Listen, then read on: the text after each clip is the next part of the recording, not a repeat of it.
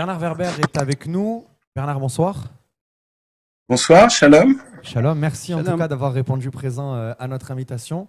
Beaucoup de personnes autour de ce plateau et beaucoup de nos auditeurs veulent en savoir un peu plus sur vous.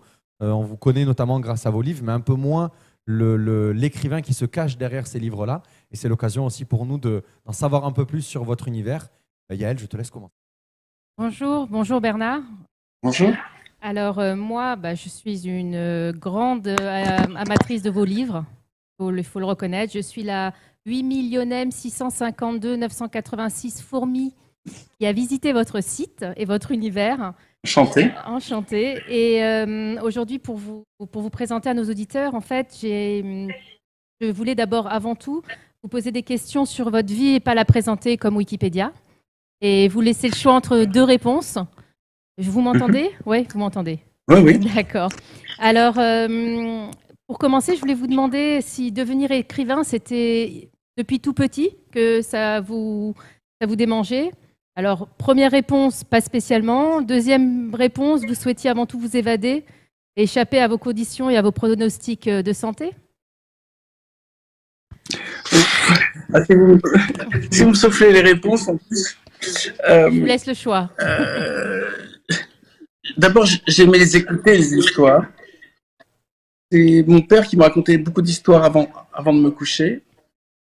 Et par la suite, vers l'âge de 8 ans, j'ai commencé à m'apercevoir qu'en écrivant des histoires, je pouvais créer mes propres mondes. Donc c'est en effet une fuite dans des mondes imaginaires. Après, j'ai jamais prévu d'en faire mon métier, mais quand je me suis aperçu que mes histoires intéressaient suffisamment les gens pour qu'ils aient envie de me suivre, j'ai commencé à écrire un gros roman. Les puces ou les fourmis?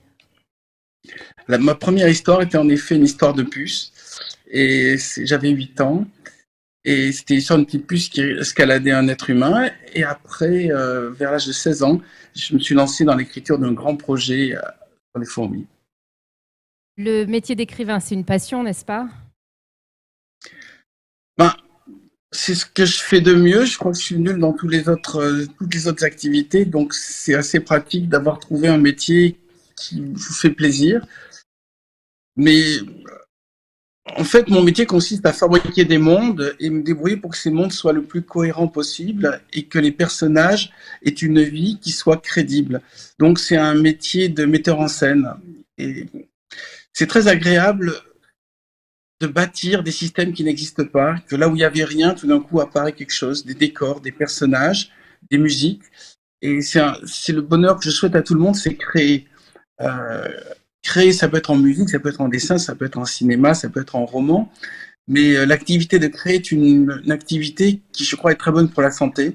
C'est pour ça que je fais aussi des masterclass pour permettre aux gens qui ne savent pas trop quoi faire de leur vie de s'amuser à créer comme je l'ai moi-même pratiqué. Alors, c'est certain que moi, j'inviterai tout le monde à aller voir votre site internet parce que 80% de votre site internet est consacré à vos lecteurs. Et c'est là qu'on voit aussi, ça rejoint un peu ce que vous dites sur vos masterclass, c'est-à-dire que vous partagez énormément votre univers avec tous ceux qui vous lisent ou qui ne vous lisent pas. Et je crois que ça, c'est vraiment extraordinaire. Aujourd'hui, votre le dernier livre qui vient de sortir en 2019 chez Sa Majesté des Chats, n'est-ce pas? Oui. Qui s'est vendu en plusieurs milliers d'exemplaires, qui est déjà traduit, pas encore traduit? Alors, les exemplaires, pour l'instant, c'est un peu tôt pour que je puisse en parler. Traduit, en général, j'ai une dizaine de pays qui me suivent. Le pays où mon travail résonne le plus, c'est la Corée du Sud. Après, il y a la Russie. Et en Israël, je sais que j'ai quelques livres traduits, mais c'est surtout mes premiers livres. Et j'aimerais évidemment avoir un peu plus de présence en Israël. Bernard, quand vous dites que vous créez justement tout cet univers-là, comment est-ce que dans votre tête, quel est le processus qui fait qu'un matin vous vous levez, vous dites je suis prêt à créer quelque chose? Est-ce que c'est votre vie qui vous fait créer? Est-ce que c'est vos expériences? Est-ce que c'est les expériences que les gens vous racontent? Est-ce que c'est le retour de vos auditeurs? Est-ce que c'est une trame scénaristique que vous essayez de suivre de livre en livre? Qu'est-ce qui fait que vous arrivez toujours à écrire des nouvelles histoires, à raconter de nouvelles choses que le public suit avec toujours autant d'intérêt? Alors, moi, j'étais journaliste scientifique au début, donc j'ai pu accumuler une énorme documentation sur des tas de domaines scientifiques, et puis j'ai pu en même temps voyager dans le monde entier. Et c'est une vision particulière que j'ai du monde, qui est une vision qui ne ressemble à aucun parti, ni à aucune philosophie, que j'essaie de faire passer à travers mes livres. Mais l'un de mes grands maîtres en pensée est mon ex-beau-frère, qui est israélien, qui s'appelle Gérard Nissim Amsalag, qui m'a expliqué notamment comment évoluer les espèces vivantes, et notamment les arbres. Et c'est à partir de sa philosophie que je trouve fabuleuse, parce que c'est un mélange de science et de spiritualité, que par exemple, j'ai bâti la trilogie qui s'appelle Nous les dieux, avec Nous les dieux, le souffle des dieux et le mystère des dieux. Et c'est une philosophie qui est inspirée de ses études sur les tomates. Il travaille en Israël sur comment arroser des tomates avec de l'eau salée. Et il s'est aperçu qu'on pouvait éduquer les tomates et transformer la vie pour qu'elles mutent et qu'elles s'adaptent à des circonstances difficiles. Et à partir de là, il a tiré tout un enseignement que j'adore et que j'ai essayé de transmettre aussi dans mes livres. C'est l'une de mes sources d'information. Et là, il vit près de Tel Aviv. Est-ce que vous êtes sensible à la critique littéraire? Parce que quand on a un grand tirage comme le vôtre, les avis sont très partagés et très discutés. Je ne fais pas partie du système littéraire parisien, qui est un système très ancien et qui est basé sur un système d'entraide. Je suis hors de ce système parce que je cherche à être libre et non influencé, et puis que je m'en fous des prix littéraires. Donc, vu que je suis hors de toute envie d'avoir ces médailles en chocolat, je me sens plus libre. Je ne leur dois rien, ils me doivent rien. Mais je dois reconnaître que de ce que je connais du milieu littéraire parisien, c'est un milieu ça ressemble à Game of Thrones, c'est-à-dire que les gens se trahissent et se tirent dessus. Donc c'est pour ça que je me tiens bien à l'écart. Et moi, ce qui m'intéresse, c'est mes lecteurs. Et c'est pour ça aussi que je voyage. C'est pour ça que je fais des émissions comme celle que je fais avec vous actuellement. Et c'est pour ça que j'utilise à fond Internet et les réseaux Internet. Et tous les moyens de communiquer directement avec le lecteur sont passés par les critiques. D'ailleurs, Bernard est très actif sur Facebook. Donc... Mais il y a une des raisons aussi est qu'en France, la science-fiction, le fantastique et de manière générale l'imaginaire est très peu représenté dans le milieu littéraire. On a oublié Jules Verne, on a oublié Barjavel, on a oublié Pierre Boulle, et nous ne sommes pas nombreux à parler de fantastique ou à parler du futur dans les livres en France. Et c'est peut-être bien, parce que du coup, je suis très visible. Et, mais je sais plus que ça, vous eux l'avez ne me liront ramené. Jamais, je ne les lirai jamais non plus. Donc j'essaie de faire sans eux, hors du système. C'est plus agréable d'être un pirate que de faire partie de la marine officielle. C'est même plus que ça, parce qu'en fait, le livre imaginaire... Alors, le livre imaginaire, la science-fiction, etc., c'est quelque chose que vous avez carrément recréé en France, sur le marché français. Ça, c'est certain. Mais je ne sais pas, comment vous pourriez définir, parce que moi, qui suis amatrice de nouvelles, j'ai eu le sentiment, en lisant vos livres, que c'était une grande nouvelle. Alors, quelle serait la différence entre une nouvelle et vos livres à vous, en fait, à part la longueur et le nombre de pages? Alors, moi, j'aime bien comparer une histoire à un tour de magie. Et un tour de magie, c'est en gros, on fait une diversion et au dernier moment, on sort un lapin du chapeau. Et ça, on peut le faire sous la forme d'une nouvelle ou on peut le faire sous la forme d'un roman. Mais tout roman peut se résumer à une nouvelle qui fonctionne avec un tour de magie final. C'est au moment de la scène de surprise finale qu'on doit juger un roman. Est-ce qu'il arrive à me surprendre à la scène finale? Et moi, je mets tous les efforts, je prépare mon effet et je mets tous les efforts pour qu'il y ait une révélation, une levée de voile, un apocalypse à la scène finale. Et donc, évidemment, tous mes gros romans ont d'abord été des nouvelles dans lesquelles j'ai peaufiné ma scène finale. Quand vous parlez de... Quand vous dites, excusez-moi, fin de le grand final, vous parlez à la fin d'un roman ou à la fin du cycle de ces romans? L'apothéose. Non, je parle de la fin d'un roman.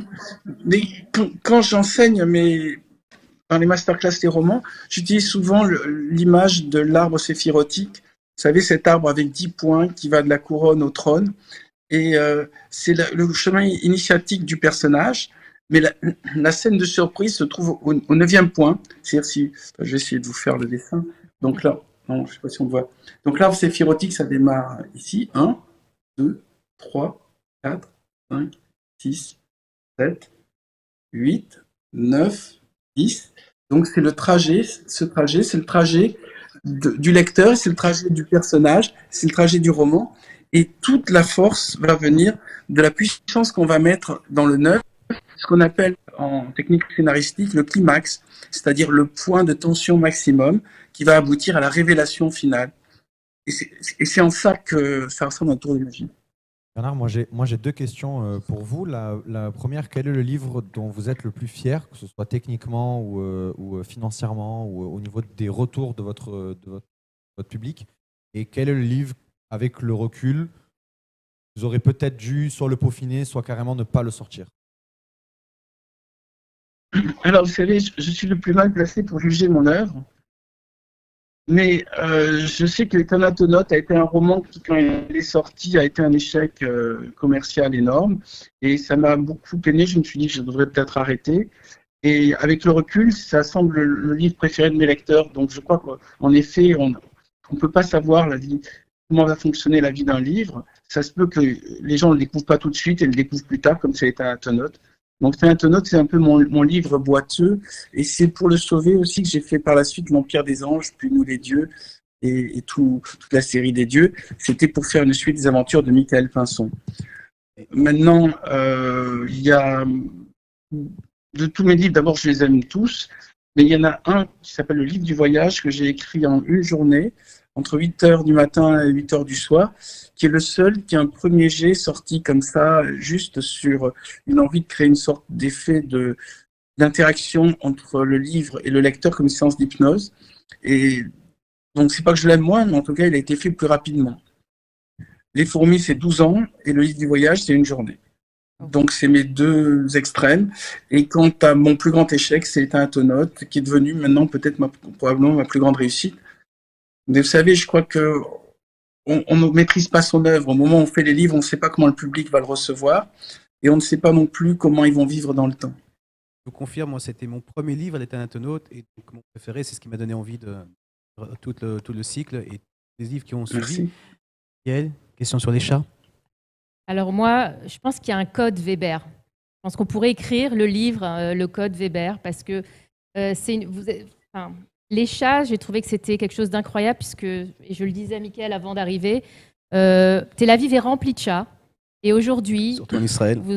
Aujourd'hui, je me pose la question si le chat que je rencontre dans la rue, il pense quelque chose de spécial sur moi, s'il a réfléchi, s'il peut me parler, s'il y aurait un moyen d'échanger avec lui. C'est quelque chose, je peux pas, vraiment, je disais à Mickaël, je peux pas me l'expliquer, c'est pas rationnel, mais votre univers quand on rentre dedans, et vraiment, j'invite tous nos auditeurs à aller le découvrir.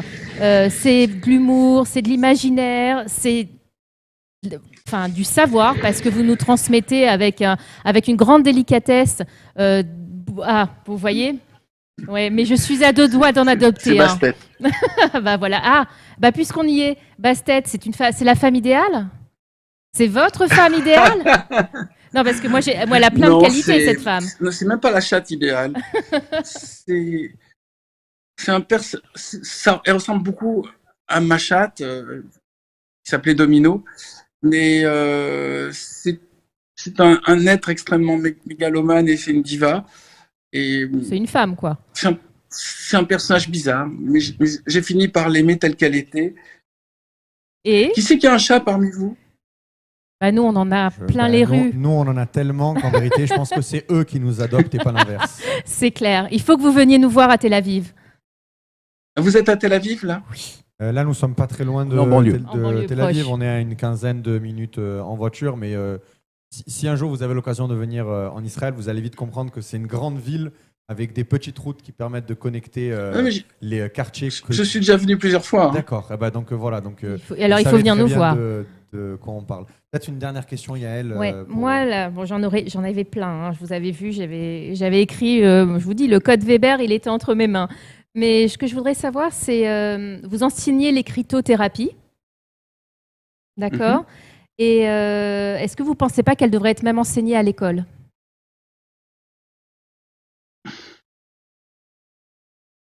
Alors peut-être Ouais, on redéfinir devrait déjà apprendre à l'écritothérapie. écrire Oui, c'est ça. en français d'une manière un peu plus ludique. Souvent, le français est présenté comme quelque chose on doit apprendre des récitations par cœur, et on doit apprendre des textes avec des phrases extrêmement longues et lourdes qui sont peut-être un peu rébarbatives pour les jeunes.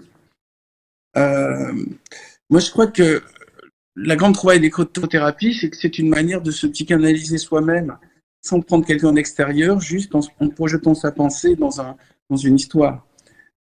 Ce qui retient les gens, c'est l'envie de faire bien.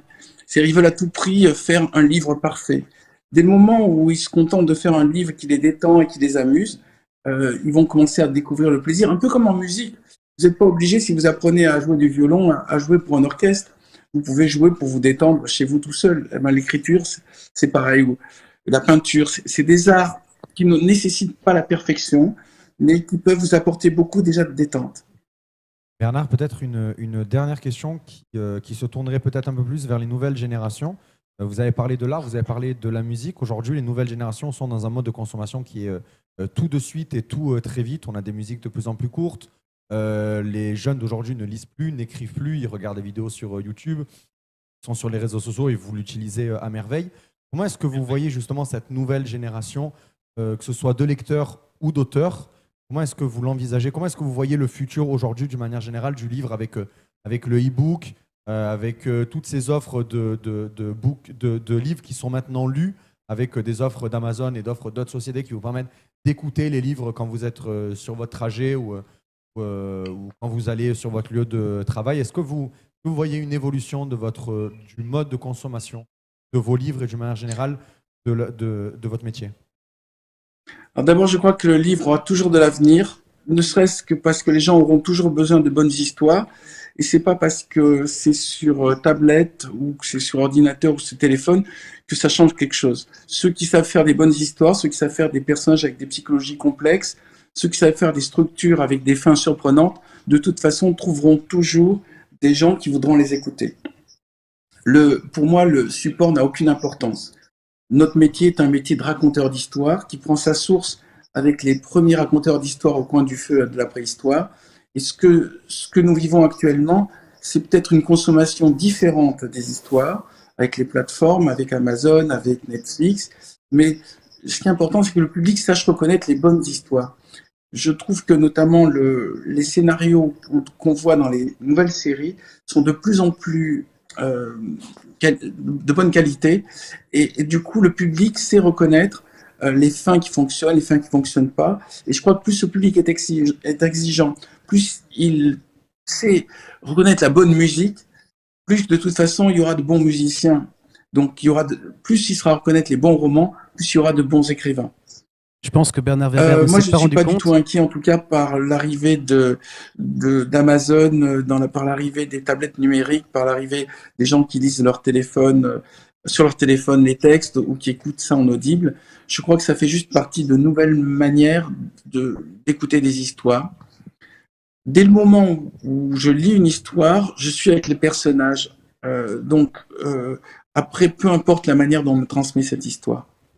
Disait Bernard Werber ne s'est pas rendu compte l'excellent enchaînement qu'il a fait, puisqu'il a associé dans sa réponse non seulement le plaisir qu'on prend en faisant de la musique, mais également les bonnes séries. Et ce qui va nous amener inéluctablement à notre invité suivant. Bernard, merci beaucoup en tout cas de votre temps, merci de hein. votre générosité. C'est toujours un plaisir d'avoir des auteurs à succès, en tout cas sur Tandem 2.0. On vous souhaite beaucoup de réussite dans la suite de Toda Rabba, votre Shalom à tout le monde. Et merci. Toda. Erev Tov, Toda Rabba. Bye bye. Erev Tov.